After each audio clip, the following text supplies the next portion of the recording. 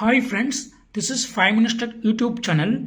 In this video, you will learn how you can apply different color presets to the video clip that you are editing in Adobe Premiere Rush software. Here I edit this video and I would like to apply color presets to this clip. Okay, so what you got to do is just go to color icon. This is color icon, just click it and here you will see all presets. By default it will be selected to none, so if it is selected none, then original color will be seen here.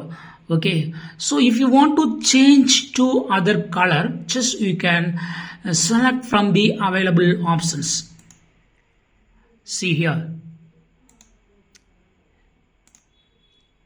this is bleach, this is brightly, this is cinematic, this is cool, and different color presets are available. Deep shadow, film, desaturated, greenery, wow, it looks better, flat, low saturation.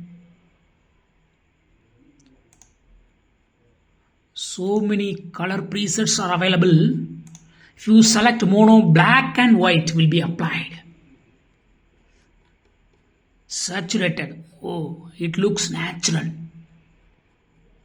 So in this way you can select different color presets.